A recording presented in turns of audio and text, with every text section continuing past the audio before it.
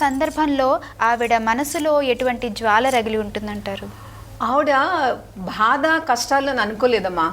రాములు వారు ధర్మాన్ని నిర్వర్తిస్తున్నారు ఒక రాజుగా. ఆయన్ని అనుసరించడమే భార్యగా నా ధర్మం.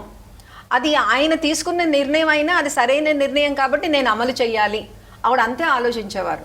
అంటే ఎప్పుడూ కూడా భర్త యొక్క ధర్మనీతి, ఆవిడ శక్తి, ఆయన ధర్మం, ఆ శక్తి ధర్మము కలయికని ఆవిడ ఎంతో అందంగా చూపించారనమాట.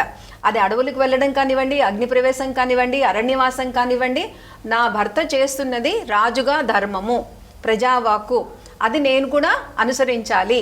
ఆయనకి ఏ తక్కువ కాకుండా, ఆయన అవమానించకుండా, ఆయన ఎక్కడా కూడా అరే ఇలా జరిగింది అని ఆయనకి ఎప్పుడు కూడా నా మూలాన జరగకూడదు అనే విషయంతో ఆవిడ అగ్నిప్రవేశం చేసిన సామాన్య మానవులందరికీ ఆవిడ ఎంత పవిత్రతరో చెప్పడానికి, రాముల వారి కోసం కాదు.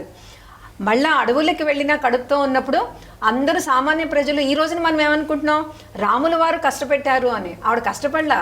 వాల్మీకి ఆశ్రమంలో ఆవిడని ఎంతో ప్రేమగా చూసి అందరూ చక్కగా పిల్లల్ని పెంచి పెద్ద చేసి ఇచ్చారు గురుకులంలాగా. ఆవిడ ఎప్పుడు ఏ కష్టాన్ని ఇది కష్టము నాకు రాముల వారి మూలాన్ని అనుకోలే. రాముల వారు ధర్మాన్ని పాటిస్తున్నారు, ఆయనకి భార్యగా నేను కూడా ధర్మాన్ని పాటిస్తున్నాను, ఆయన చెప్పిందే నా ధర్మం. అందుకని ఆవిడ ఎప్పుడు అది కష్టం కింద తీసుకోలేదు. సీతా నవమి రోజున ఒంటిమిట్టలో వాసంతిక పూజ చేస్తారు కదమ్మా, అట్లాగే భారతదేశం అంతా కూడా ఎక్కడెక్కడ ఏ పూజలు చేస్తారు? ఇక్కడ మీరు చెప్పిన ఒంటిమిట్ట వాసంతిక పూజ వసంతకాలంలో చేస్తారమ్మా.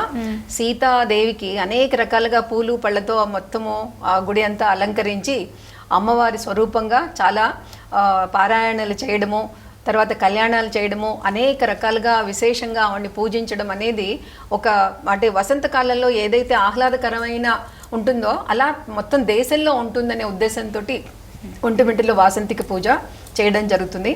అలాగే మన నేపాల్ అనండి, బీహార్ అనండి, అయోధ్య, ప్రయోగరాజు అన్ని ప్రాంతాల్లో, తర్వాత హరిద్వార్లో గంగా హారతి తర్వాత అమ్మవారికి చక్కగా పారాయణ చేయడము, ఇవన్నీ కూడా సీతానవమి రోజు చేస్తారమ్మా. ఆ సత్సంగ్ చేస్తారు, భజనలు పాడతారు, కీర్తనలు చేస్తారు, జాతరగా చేస్తారు, తర్వాత రథం మీద ఊరేగింపులు చేస్తారు. ఇవన్నీ ఎందుకు అంటే సీతారాముల అన్యోన్య దాంపత్యం అనేది ప్రతి కుటుంబంలో ఉండాలి, సుఖ సంతోషాలతో ఉండాలి అనేసి ఆ ఉద్దేశంతో ప్రతి చోట జరుపుకోవడం అనేది శ్రీరామనవమి లాగానే సీతానవమి కూడా చక్కగా జరుపుకోవడం చేస్తారు. అమ్మ, మీరు సీతాదేవి వైభవాన్ని తెలియజేస్తూ సీత చాలీస రచించారు కదా, మా కోసం కొంత భాగం గానం చేస్తారా? అది నా అదృష్టంగా భావిస్తానమ్మా. అమ్మవారి గురించి సీతా చాలీస రాసే చిన్న ప్రయత్నం చేశాను. జయము జయము శ్రీ జానకి మాత, అవనీ జాత అగ్ని పునీత, ఆది లక్ష్మి అవతారము నీవు, అఖిల జగాలకు అమ్మవు నీవు, పసిడి లేడి అని భ్రమసిపోతివి, అసుర మాయ అని ఎరుగవైతివి, రాముని ధ్యాసే శ్వాసగా నిలిపి తపమనరించిన పావని నీవు, క్లేశము మీరగ కేసిరాశితో ప్రాణత్యాగ మొనరింప పోనితివి, వారధి దాటి సూక్ష్మ రూపమున రామకథ వినిపించెను హనుమ, లంకాదహ మొనరించ మారుతి, అగ్నిని నిలిపే సీతోభవ అని, కపికి ఇచ్చితివి చూడామణి, కబురు పంపితివి కాంతునికి, ఆనందముగా పతిని చేరితివి, అగ్ని పరీక్షకు నిలిచితివి అని మొత్తము అమ్మవారు భూమి నుంచి అవతరించడం, మళ్ళా భూమిలోకి మళ్ళా వెళ్ళిపోవడం, అవతారం చాలించి అక్కడ దాకా రాశానమ్మా. ధరణీ జాతవు ధాత్రిని చేరి అవతారము చాలించిన మాన్వివి. మాన్వి అంటే ఆత్మాభిమానంతో ఆవిడ మళ్ళా రాముల వారిని ఏలుకోవాలి రండి అంటే వెళ్లకుండా ఆవిడ ఆ తల్లిని పిలిచి భూగర్భంలోకి వెళుతుంది.